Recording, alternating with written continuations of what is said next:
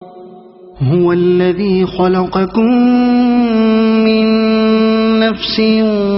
واحدة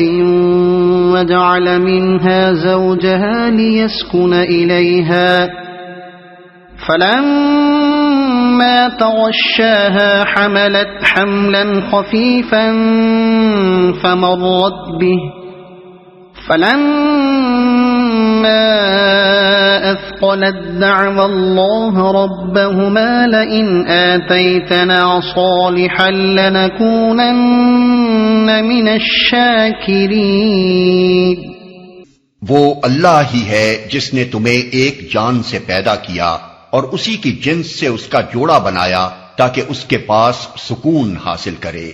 پھر جب مرد نے عورت کو ڈھانک لیا تو اسے ایک خفیف سا حمل رہ گیا جسے لیے لیے وہ چلتی پھرتی رہی۔ پھر جب وہ بوجھل ہو گئی تو دونوں نے مل کر اللہ اپنے رب سے دعا کی کہ اگر تو نے ہم کو اچھا سا بچہ دیا تو ہم تیرے شکر گزار ہوں گے۔ فلما آتاهما صالحا جعلا له شركاء فيما آتاهما فتعالى الله عما يشركون۔ مگر جب اللہ نے ان کو ایک صحیح اور سالم بچہ دے دیا تو وہ اس کی اس بخشش و عنایت میں دوسروں کو اس کا شریک ٹھہرانے لگے۔ اللہ بہت بلند و برتر ہے ان مشرکانہ باتوں سے جو یہ لوگ کرتے ہیں۔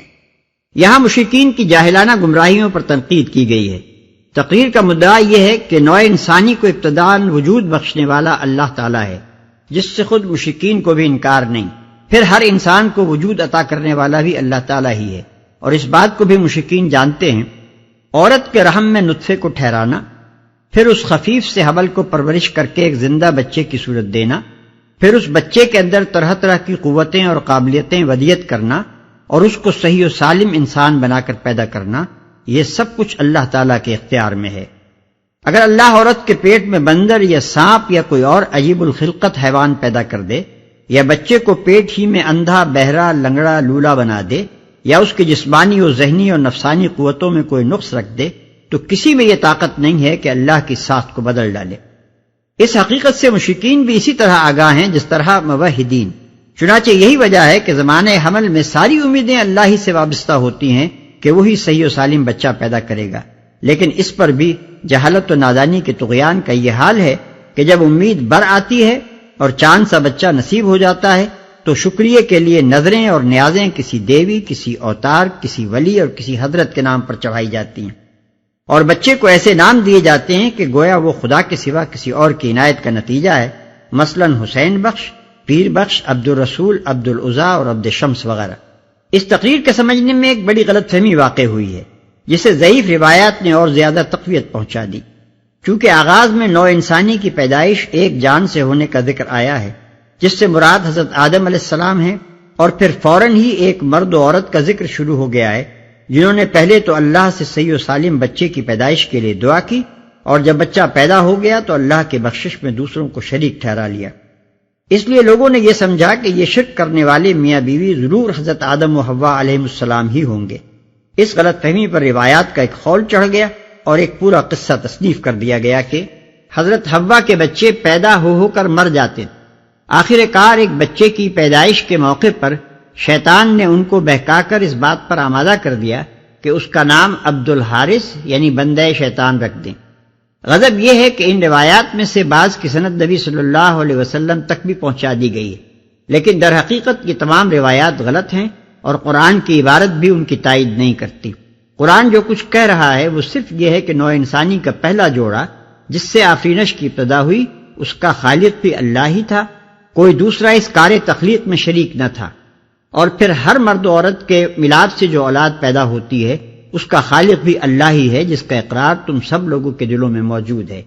چنانچہ اسی اقرار کی بدولت تم امید و بیم کی حالت میں جب دعا مانگتے ہو تو اللہ ہی سے مانگتے ہو، لیکن بعد میں جب امیدیں پوری ہو جاتی ہیں تو تمہیں شرک کی سوچتی ہے۔ اس تقریر میں کسی خاص مرد اور کسی خاص عورت کا ذکر نہیں ہے، بلکہ مشرکین میں سے ہر مرد اور ہر عورت کا حال بیان کیا گیا ہے۔ اس مقام پر ایک اور بات بھی قابل توجہ ہے۔ ان آیات میں اللہ تعالیٰ نے جن لوگوں کی مذمت کی ہے وہ عرب کے مشرکین تھے، اور ان کا قصور یہ تھا کہ وہ صحیح و سالم اولاد پیدا ہونے کے لیے تو خدا ہی سے دعا مانگتے تھے، مگر جب بچہ پیدا ہو جاتا تھا تو اللہ کے اس عطیے میں دوسروں کو شکریہ کا حصہ دار ٹھہرا لیتے تھے۔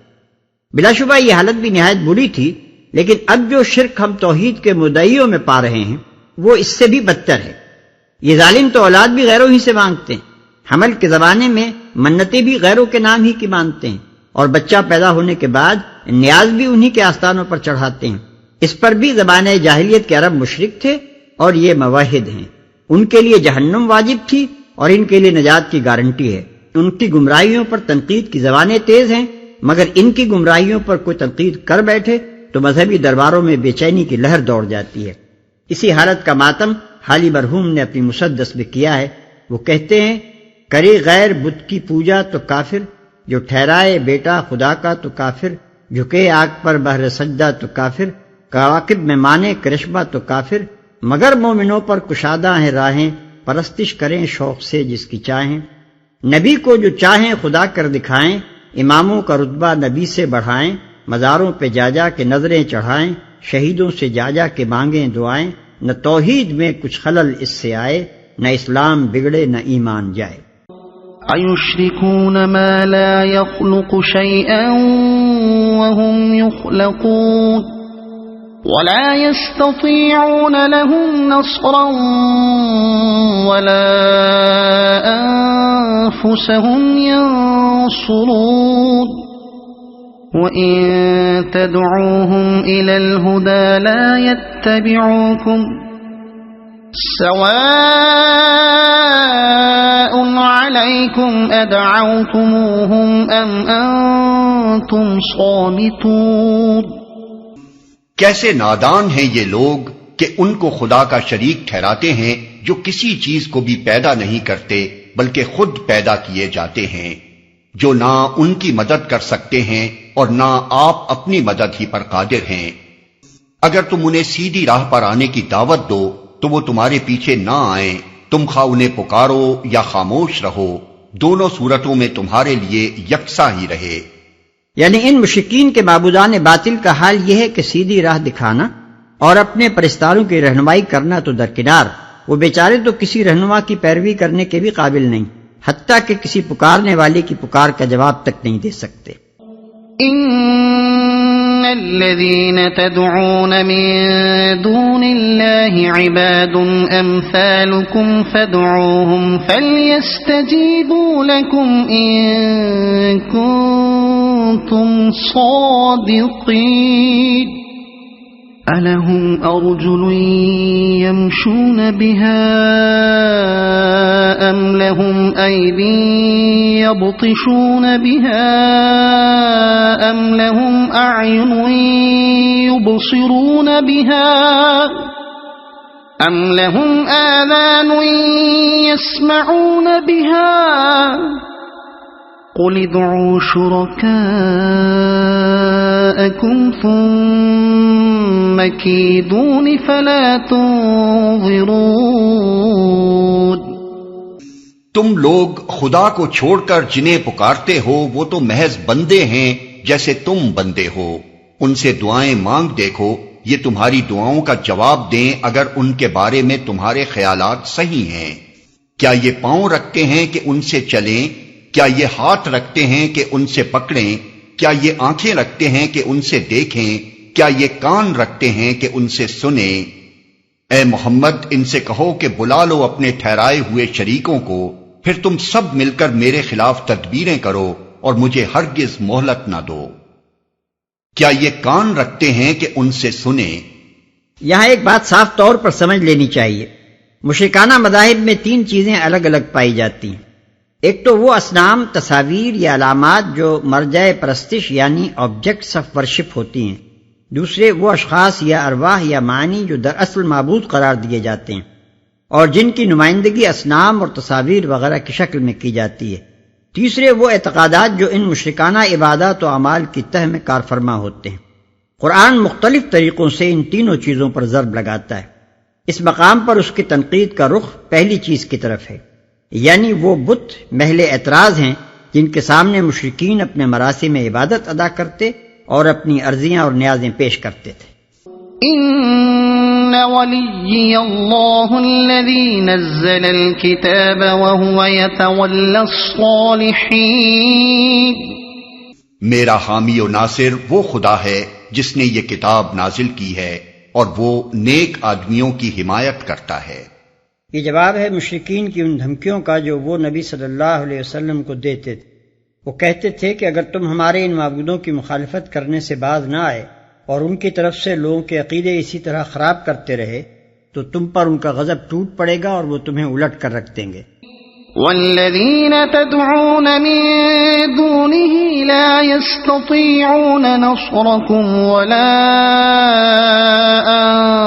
أنفسهم ينصرون وَإِن تَدْعُوهُمْ إِلَى الْهُدَى لَا يَسْمَعُوا وَتَرَاهُمْ يَنظُرُونَ إِلَيْكَ وَهُمْ لَا يُبْصِرُونَ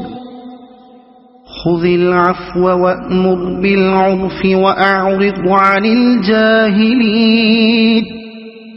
بخلاف اس کے تم جنہیں خدا کو چھوڑ کر پکارتے ہو وہ نہ تمہاری مدد کر سکتے ہیں اور نہ خود اپنی مدد ہی کرنے کے قابل ہیں، بلکہ اگر تم انہیں سیدھی راہ پر آنے کے لیے کہو تو وہ تمہاری بات سن بھی نہیں سکتے۔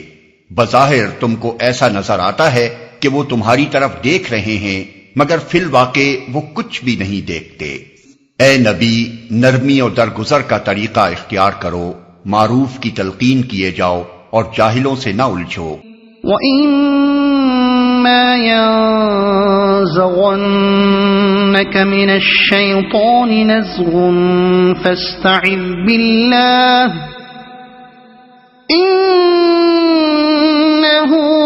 سَمِيعٌ عَلِيمٌ إِنَّ الَّذِينَ اتَّقَوْا إِذَا مَسَّهُمْ طَائِفٌ مِّنَ الشَّيْطَانِ تَذَكَّرُوا فَإِذَا هُمْ مُبْصِرُونَ وَإِخْوَانُهُمْ يَمُدُّونَهُمْ فِي الْغَيِّ ثُمَّ لَا يُقْصِرُونَ۔ اگر کبھی شیطان تمہیں اکسائے تو اللہ کی پناہ مانگو، وہ سب کچھ سننے اور جاننے والا ہے۔ حقیقت میں جو لوگ متقی ہیں ان کا حال تو یہ ہوتا ہے کہ کبھی شیطان کے اثر سے کوئی برا خیال اگر انہیں چھو بھی جاتا ہے تو وہ فوراً چوکنے ہو جاتے ہیں اور پھر انہیں صاف نظر آنے لگتا ہے کہ ان کے لیے صحیح طریقہ کار کیا ہے۔ رہے ان کے یعنی شیاطین کے بھائی بند تو وہ انہیں ان کی کجروی میں کھینچے لیے چلے جاتے ہیں اور انہیں بھٹکانے میں کوئی کسر اٹھا نہیں رکھتے۔ ان آیات میں نبی صلی اللہ علیہ وسلم کو دعوت و تبلیغ اور ہدایت و اصلاح کی حکمت کے چند اہم نکات بتائے گئے ہیں، اور مقصود صرف حضور صلی اللہ علیہ وسلم ہی کو تعلیم دینا نہیں ہے بلکہ حضور کے ذریعے سے ان سب لوگوں کو یہی حکمت سکھانا ہے جو حضور صلی اللہ علیہ وسلم کے قائم مقام بن کر دنیا کو سیدھی راہ دکھانے کے لیے اٹھیں۔ ان نکات کو سلسلہ وار دیکھنا چاہیے۔ 1، داعی حق کے لیے جو صفات سب سے زیادہ ضروری ہیں ان میں سے ایک یہ ہے کہ اسے نرم خو، متحمل اور عالی ظرف ہونا چاہیے۔ اس کو اپنے ساتھیوں کے لیے شفیق، عامت الناس کے لیے رحیم اور اپنے مخالفوں کے لیے حلیم ہونا چاہیے۔ اس کو اپنے رفقا کی کمزوریوں کو بھی برداشت کرنا چاہیے اور اپنے مخالفین کی سختیوں کو بھی۔ اسے شدید سے شدید اشتعال انگیز مواقع پر بھی اپنے مزاج کو ٹھنڈا رکھنا چاہیے۔ نہایت ناگوار باتوں کو بھی عالی ظرفی کے ساتھ ٹال دینا چاہیے۔ مخالفوں کی طرف سے کیسی ہی سخت کلامی، بہتان تراشی، ایذا رسانی اور شریرانہ مزاحمت کا اظہار ہو، اس کو درگزر ہی سے کام لینا چاہیے۔ سخت گیری، درست خوئی، تلخ گفتاری اور منتقمانہ اشتعال طبع اس کام کے لیے زہر کا حکم رکھتا ہے اور اس سے کام بگڑتا ہے، بنتا نہیں ہے۔ اسی چیز کو نبی صلی اللہ علیہ وسلم نے یوں بیان فرمایا ہے کہ میرے رب نے مجھے حکم دیا ہے کہ غضب اور رضا دونوں حالتوں میں انصاف کی بات کہوں، جو مجھ سے کٹے میں اس سے جڑوں، جو مجھے میرے حق سے محروم کرے میں اسے اس کا حق دوں، جو میرے ساتھ ظلم کرے میں اس کو معاف کر دوں۔ اور اسی چیز کی ہدایت آپ ان لوگوں کو کرتے تھے جنہیں آپ دین کے کام پر اپنی طرف سے بھیجتے تھے کہ یعنی جہاں تم جاؤ وہاں تمہاری آمد لوگوں کے لیے مژدہ جاں فضا ہو نہ کہ باعث نفرت، اور لوگوں کے لیے تم سہولت کے موجب بنو نہ کہ تنگی و سختی کے۔ اور اسی چیز کی تعریف اللہ تعالیٰ نے نبی صلی اللہ علیہ وسلم کے حق میں یوں بیان فرمائی ہے کہ فَبِمَا رَحْمَةٍ مِّنَ اللَّهِ لِنْتَ لَهُمْ وَلَوْ كُنْتَ فَظًّا غَلِيظَ الْقَلْبِ لَانفَضُّوا مِنْ حَوْلِكَ، یعنی یہ کہ اللہ کی رحمت ہے تم ان لوگوں کے لیے نرم ہو، ورنہ اگر تم درست خو اور سنگ دل ہوتے تو یہ سب لوگ تمہارے گرد و پیش سے چھٹ جاتے۔ آل عمران آیت 159۔ 2، دعوت حق کی کامیابی کا گر یہ ہے کہ آدمی فلسفہ ترازی اور دقیقہ سنجی کے بجائے لوگوں کو معروف یعنی ان سیدھی اور صاف بھلائیوں کی تلقین کرے جنہیں بالعموم سارے ہی انسان بھلا جانتے ہیں، یا جن کی بھلائی کو سمجھنے کے لیے وہ عقل عام یعنی کامن سینس کافی ہوتی ہے جو ہر انسان کو حاصل ہے۔ اس طرح داعی حق کا اپیل عوام و خواص سب کو متاثر کرتا ہے اور ہر سامع کے کان سے دل تک پہنچنے کی راہ نکال لیتا ہے۔ ایسی معروف دعوت کے خلاف جو لوگ شورش برپا کرتے ہیں وہ خود اپنی ناکامی اور اس دعوت کی کامیابی کا سامان فراہم کرتے ہیں، کیونکہ عام انسان خواہ وہ کتنے ہی تعصبات میں مبتلا ہوں، جب یہ دیکھتے ہیں کہ ایک طرف ایک شریف النفس اور بلند اخلاق انسان ہے جو سیدھی سیدھی بھلائیوں کی دعوت دے رہا ہے، اور دوسری طرف بہت سے لوگ اس کی مخالفت میں ہر قسم کی اخلاق و انسانیت سے گری ہوئی تدبیریں استعمال کر رہے ہیں، تو رفتہ رفتہ ان کے دل خود بخود مخالفین حق سے پھرتے اور داعی حق کی طرف متوجہ ہوتے چلے جاتے ہیں، یہاں تک کہ آخر کار میدان مقابلہ میں صرف وہ لوگ رہ جاتے ہیں جن کے ذاتی مفاد نظام باطل کے قیام ہی سے وابستہ ہوں،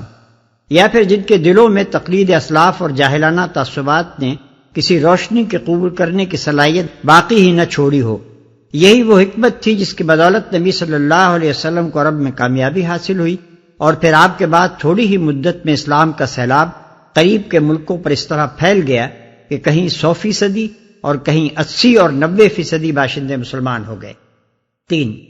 اس دعوت کے کام میں جہاں یہ بات ضروری ہے کہ طالبین خیر کو معروف کی تلقین کی جائے، وہاں یہ بات بھی اتنی ہی ضروری ہے کہ جاہلوں سے نہ الجھا جائے، خواہ وہ الجھنے اور الجھانے کی کتنی ہی کوشش کریں۔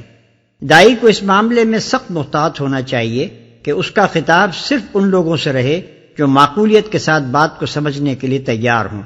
اور جب کوئی شخص جہالت پر اتر آئے اور حجت بازی، جھگڑالو پن اور تان و تشنی شروع کر دے تو داعی کو اس کا حریف بننے سے انکار کر دینا چاہیے،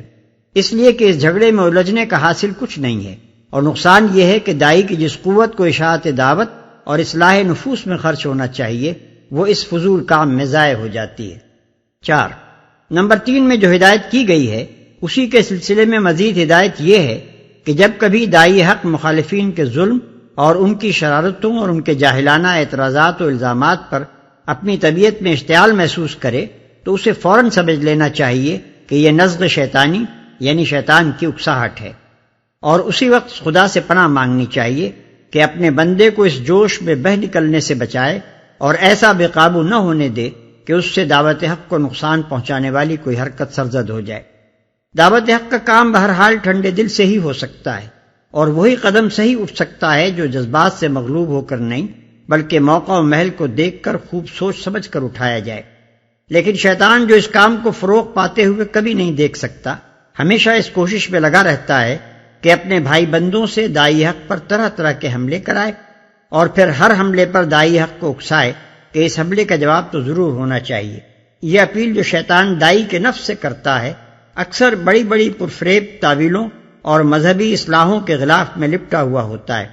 لیکن اس کی تہ میں بجز نفسانیت کے اور کوئی چیز نہیں ہوتی۔ اسی لیے آخری 2 آیتوں میں فرمایا کہ جو لوگ متقی یعنی خدا ترس اور بدی سے بچنے کے خواہش مند ہیں وہ تو اپنے نفس میں کسی شیطانی تحریک کا اثر اور کسی برے خیال کی کھٹک محسوس کرتے ہی فوراً چوکنے ہو جاتے ہیں،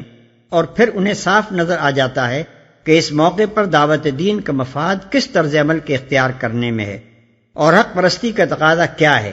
رہے وہ لوگ جن کے کام میں نفسانیت کی لاگ لگی ہوئی ہے اور اس وجہ سے جن کا شیاطین کے ساتھ بھائی چارے کا تعلق ہے، تو وہ شیطانی تحریک کے مقابلے میں نہیں ٹھہر سکتے اور اس سے مغلوب ہو کر غلط راہ پر چل نکلتے ہیں۔ پھر جس وادی میں شیطان چاہتا ہے انہیں لیے پھرتا ہے اور کہیں جا کر ان کے قدم نہیں رکتے۔ مخالف کی ہر گالی کے جواب میں ان کے پاس گالی اور ہر چال کے جواب میں اس سے بڑھ کر چال موجود ہوتی ہے۔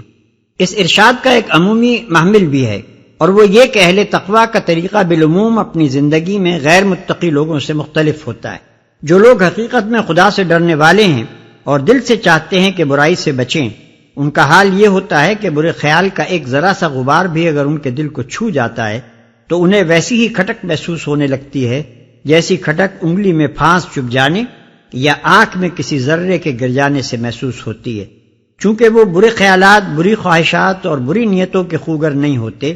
اس وجہ سے یہ چیزیں ان کے لیے اسی طرح خلاف مزاج ہوتی ہیں جس طرح انگلی کے لیے پھانس یا آنکھ کے لیے ذرہ یا ایک نفیس طبع اور صفائی پسند آدمی کے لیے کپڑوں پر سیاہی کا ایک داغ یا گندگی کی ایک چھینٹ۔ پھر جب یہ کھٹک انہیں محسوس ہو جاتی ہے تو ان کی آنکھیں کھل جاتی ہیں اور ان کا ضمیر بیدار ہو کر اس غبار شر کو اپنے اوپر سے جھاڑ دینے میں لگ جاتا ہے۔ بخلاف اس کے جو لوگ نہ خدا سے ڈرتے ہیں، نہ بدی سے بچنا چاہتے ہیں اور جن کی شیطان سے لاگ لگی ہوئی ہے، ان کے نفس میں برے خیالات، برے ارادے، برے مقاصد پکتے رہتے ہیں اور وہ ان گندی چیزوں سے کوئی اپراہٹ اپنے اندر محسوس نہیں کرتے، بالکل اسی طرح جیسے کسی دیگچی میں سور کا گوشت پک رہا ہو اور وہ بے خبر ہو کہ اس کے اندر کیا پک رہا ہے، یا جیسے کسی بھنگی کا جسم اور اس کے کپڑے غلاظت میں لتھڑے ہوئے ہوں اور اسے کچھ احساس نہ ہو کہ وہ کن چیزوں میں آلودہ ہے۔ وَإِذَا لَمْ تَأْتِهِمْ بِآيَةٍ قَالُوا لَوْلَا اجْتَبَيْتَهَا قُلْ إِنَّمَا أَتَّبِعُ مَا يُوحَى إِلَيَّ مِنْ رَبِّي هَذَا بَصَائِرُ مِنْ رَبِّكُمْ وَهُدًى وَرَحْمَةٌ هَذَا بَصَائِرُ مِنْ رَبِّكُمْ وَهُدًى وَرَحْمَةٌ لِقَوْمٍ يُؤْمِنُونَ۔ اے نبی، جب تم ان لوگوں کے سامنے کوئی نشانی یعنی معجزہ پیش نہیں کرتے تو یہ کہتے ہیں کہ تم نے اپنے لیے کوئی نشانی کیوں نہ انتخاب کر لی۔ ان سے کہو میں تو صرف اس وحی کی پیروی کرتا ہوں جو میرے رب نے میری طرف بھیجی ہے، یہ بصیرت کی روشنیاں ہیں تمہارے رب کی طرف سے اور ہدایت اور رحمت ہے ان لوگوں کے لیے جو اسے قبول کریں۔ تم نے اپنے لیے کوئی نشانی کیوں نہ انتخاب کر لی؟ کفار کے اس سوال میں ایک سری تان کا انداز پایا جاتا تھا، یعنی ان کے کہنے کا مطلب یہ تھا کہ میاں جس طرح تم نبی بن بیٹھے ہو اسی طرح کوئی معجزہ بھی چھانٹ کر اپنے لیے بنا لائے ہوتے، لیکن آگے ملاحظہ ہو کہ اس تان کا جواب کس شان سے دیا جاتا ہے۔ یہ بصیرت کی روشنیاں ہیں تمہارے رب کی طرف سے اور ہدایت اور رحمت ہے ان لوگوں کے لیے جو اسے قبول کریں۔ یعنی میرا منصب یہ نہیں ہے کہ جس چیز کی مانگ ہو یا جس کی میں خود ضرورت محسوس کروں اسے خود ایجاد یا تصنیف کر کے پیش کر دوں۔ میں تو ایک رسول ہوں اور میرا منصب صرف یہ ہے کہ جس نے مجھے بھیجا ہے اسی کی ہدایت پر عمل کروں۔ معجزے کے بجائے میرے بھیجنے والے نے جو چیز میرے پاس بھیجی ہے وہ یہ قرآن ہے، اس کے اندر بصیرت افروز روشنیاں موجود ہیں، اور اس کی نمایاں ترین خوبی یہ ہے کہ جو لوگ اس کو مان لیتے ہیں ان کو زندگی کا سیدھا راستہ مل جاتا ہے اور ان کے اخلاق حسنہ میں رحمت الہی کے آثار صاف ہویدہ ہونے لگتے ہیں۔ وَإِذَا قُرِئَ الْقُرْآنُ فَاسْتَمِعُوا لَهُ وَأَنصِتُوا لَعَلَّكُمْ تُرْحَمُونَ۔ جب قرآن تمہارے سامنے پڑھا جائے تو اسے توجہ سے سنو اور خاموش رہو، شاید کہ تم پر بھی رحمت ہو جائے۔ یعنی یہ جو تعصب اور ہٹ درمی کی وجہ سے تم لوگ قرآن کی آواز سنتے ہی کانوں میں انگلیاں ٹھوس لیتے ہو اور شور و غل برپا کرتے ہو تاکہ نہ خود سنو اور نہ کوئی دوسرا سن سکے، اس روش کو چھوڑ دو اور غور سے سنو تو صحیح کہ اس میں تعلیم کیا دی گئی ہے۔ کیا جب کہ اس کی تعلیم سے واقف ہو جانے کے بعد تم خود بھی اسی رحمت کے حصے دار بن جاؤ جو ایمان لانے والوں کو نصیب ہو چکی ہے۔ مخالفین کی طعن آمیز بات کے جواب میں یہ ایسا لطیف و شیریں اور ایسا دلوں کو مسخر کرنے والا انداز تبلیغ ہے کہ اس کی خوبی کسی طرح بیان کی متحمل نہیں ہو سکتی۔ جو شخص حکمت تبلیغ سیکھنا چاہتا ہو وہ اگر غور کرے تو اس جواب میں بڑے سبق پا سکتا ہے۔ اس آیت کا اصل مقصود تو وہی ہے جو ہم نے اوپر بیان کیا ہے، لیکن ضمناً اس سے یہ حکم بھی نکلتا ہے کہ جب خدا کا کلام پڑھا جا رہا ہو تو لوگوں کو ادب سے خاموش ہو جانا چاہیے اور توجہ کے ساتھ اسے سننا چاہیے۔ اسی سے یہ بات بھی مستنبط ہوتی ہے کہ امام جب نماز میں قرآن کی تلاوت کر رہا ہو تو مقتدیوں کو خاموشی کے ساتھ اس کی سماعت کرنی چاہیے، لیکن اس مسئلے میں ائمہ کے درمیان اختلاف واقع ہو گیا ہے۔ امام ابو حنیفہ رحمۃ اللہ علیہ اور ان کے اصحاب کا مسلک یہ ہے کہ امام کی قرأت خواہ جہری ہو یا سری، مقتدیوں کو خاموش ہی رہنا چاہیے۔ امام مالک رحمۃ اللہ علیہ اور امام احمد رحمۃ اللہ علیہ کی رائے یہ ہے کہ صرف جہری قرأت کی صورت میں مقتدیوں کو خاموش رہنا چاہیے، لیکن امام شافعی اس طرف گئے ہیں کہ جہری اور سری دونوں صورتوں میں مقتدی کو قرأت کرنی چاہیے، کیونکہ بعض احادیث کی بنا پر وہ سمجھتے ہیں کہ جو شخص نماز میں سورہ فاتحہ نہ پڑھے اس کی نماز نہیں ہوتی۔ واذكر ربك في نفسك تضرعا وخيفة ودون الجهر من القول بالغدو والآصال ولا تكن من الغافلين۔ اے نبی، اپنے رب کو صبح و شام یاد کیا کرو، دل ہی دل میں زاری اور خوف کے ساتھ، اور زبان سے بھی ہلکی آواز کے ساتھ۔ تم ان لوگوں میں سے نہ ہو جاؤ جو غفلت میں پڑے ہوئے ہیں۔ یاد کرنے سے مراد نماز بھی ہے اور دوسری قسم کی یاد بھی، خواہ وہ زبان سے ہو یا خیال سے۔ صبح و شام سے مراد یہی دونوں وقت بھی ہیں، اور ان اوقات میں اللہ کی یاد سے مقصود نماز ہے۔ اور صبح و شام کا لفظ دائماً کے معنی میں بھی استعمال ہوتا ہے، اور اس سے مقصود ہمیشہ خدا کی یاد میں مشغول رہنا ہے۔ یہ آخری نصیحت ہے جو خطبے کو ختم کرتے ہوئے ارشاد فرمائی گئی ہے، اور اس کی غرض یہ بیان کی گئی ہے کہ تمہارا حال کہیں غافلوں کا سا نہ ہو جائے۔ دنیا میں جو کچھ گمراہی پھیلی ہے اور انسان کے اخلاق و اعمال میں جو فساد بھی رونما ہوا ہے، اس کا سبب صرف یہ ہے کہ انسان اس بات کو بھول جاتا ہے کہ خدا اس کا رب ہے اور وہ خدا کا بندہ ہے، اور دنیا میں اس کو آزمائش کے لیے بھیجا گیا ہے، اور دنیا کی زندگی ختم ہونے کے بعد اسے اپنے رب کو حساب دینا ہوگا۔ پس جو شخص راہ راست پر چلنا اور دنیا کو اس پر چلانا چاہتا ہو، اس کو سخت اہتمام کرنا چاہیے کہ یہ بھول کہیں خود اس کو لاحق نہ ہو جائے۔ اسی لیے نماز اور ذکر الہی اور دائمی توجہ اللہ کی بار بار تاکید کی گئی ہے۔ آیت سجدہ۔ ان الذين عند ربك لا يستكبرون عن عبادته ويسبحونه وله يسجدون۔ جو فرشتے تمہارے رب کے حضور تقرب کا مقام رکھتے ہیں، وہ کبھی اپنی بڑائی کے گھمنڈ میں آ کر اس کی عبادت سے منہ نہیں موڑتے، اور اس کی تسبیح کرتے ہیں اور اس کے آگے جھکے رہتے ہیں۔ اس کی عبادت سے منہ نہیں موڑتے۔ مطلب یہ ہے کہ بڑائی کا گھمنڈ اور بندگی سے منہ موڑنا شیاطین کا کام، اور اس کا نتیجہ پستی و تنزل، بخلاف اس کے خدا کے آگے جھکنا اور بندگی میں ثابت قدم رہنا ملکوتی فعل ہے، اور اس کا نتیجہ ترقی و بلندی اور خدا سے تقرب ہے۔ اگر تم اس ترقی کے خواہش مند ہو تو اپنے طرز عمل کو شیاطین کے بجائے ملائکہ کے طرز عمل کے مطابق بناؤ۔ اور اس کی تسبیح کرتے ہیں۔ تسبیح کرتے ہیں یعنی وہ اللہ تعالیٰ کا بے عیب اور بے نقص اور بے خطا ہونا، ہر قسم کی کمزوریوں سے اس کا منزہ ہونا، اور اس کا لا شریک اور بے مثل اور بے ہمتا ہونا دل سے مانتے ہیں،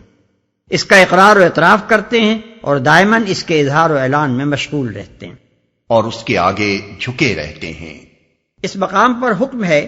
کہ جو شخص اس آیت کو پڑھے یا سنے وہ سجدہ کرے، تاکہ اس کا حال ملائکہ مقربین کے حال سے مطابق ہو جائے، اور ساری کائنات کا انتظام چلانے والے کارکن جس خدا کے آگے جھکے ہوئے ہیں، اسی کے آگے وہ بھی ان سب کے ساتھ جھک جائے، اور اپنے عمل سے فوراً یہ ثابت کر دے کہ وہ نہ تو کسی گھمنڈ میں مبتلا ہے اور نہ خدا کی بندگی سے منہ موڑنے والا ہے۔ قرآن مجید میں ایسے 14 مقامات ہیں جہاں آیات سجدہ آئی ہیں۔ ان آیات پر سجدے کا مشروع ہونا تو متفق علیہ ہے، مگر اس کے وجوب میں اختلاف ہے۔ امام ابو حنیفہ رحمۃ اللہ علیہ سجدہ تلاوت کو واجب کہتے ہیں، اور دوسرے علماء نے اس کو سنت قرار دیا ہے۔ نبی صلی اللہ علیہ وسلم بسا اوقات ایک بڑے مجمع میں قرآن پڑھتے، اور اس میں جب آیت سجدہ آتی تو آپ خود بھی سجدے میں گر جاتے تھے، اور جو شخص جہاں ہوتا وہی سجدہ ریز ہو جاتا تھا، حتیٰ کہ کسی کو سجدہ کرنے کے لیے جگہ نہ ملتی تو وہ اپنے آگے والے شخص کی پیٹھ پر سر رکھ دیتا۔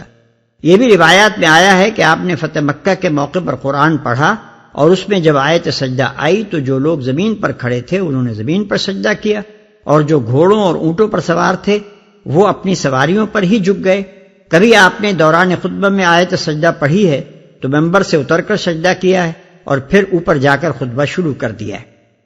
اس سجدے کے لیے جمہور انہی شرائط کے قائل ہیں جو نماز کی شرطیں ہیں، یعنی باوضو ہونا، قبلہ رخ ہونا اور نماز کی طرح سجدے میں زمین پر سر رکھنا۔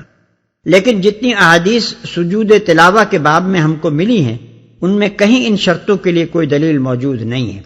ان سے تو یہی معلوم ہوتا ہے کہ آیت سجدہ سن کر جو شخص جہاں جس حال میں ہو جھک جائے، خواہ باوضو ہو یا نہ ہو، خواہ استقبال قبلہ ممکن ہو یا نہ ہو، خواہ زمین پر سر رکھنے کا موقع ہو یا نہ ہو۔ سلف میں بھی ہم کو ایسی شخصیتیں ملتی ہیں جن کا عمل اس طریقے پر تھا۔ چنانچہ امام بخاری رحمۃ اللہ علیہ نے حضرت عبداللہ ابن عمر رضی اللہ عنہ کے متعلق لکھا ہے کہ وہ وضو کے بغیر سجدہ تلاوت کرتے تھے، اور ابو عبد الرحمن سلمی کے متعلق فتح الباری میں لکھا ہے کہ وہ راستہ چلتے ہوئے قرآن مجید پڑھتے جاتے تھے، اور اگر کہیں آیت سجدہ آ جاتی تو بس سر جھکا لیتے تھے، خواہ باوضو ہوں یا نہ ہوں، اور خواہ قبلہ رخ بھی ہوں یا نہ ہوں۔ ان وجوہ سے ہم سمجھتے ہیں کہ اگرچہ زیادہ مبنی بر احتیاط مسلک جمہور ہی کا ہے، لیکن اگر کوئی شخص جمہور کے مسلک کے خلاف عمل کرے تو اسے ملامت بھی نہیں کی جا سکتی، کیونکہ جمہور کی تائید میں کوئی سنت ثابتہ موجود نہیں ہے، اور سلف میں ایسے لوگ پائے گئے ہیں جن کا عمل جمہور کے مسلک سے مختلف تھا۔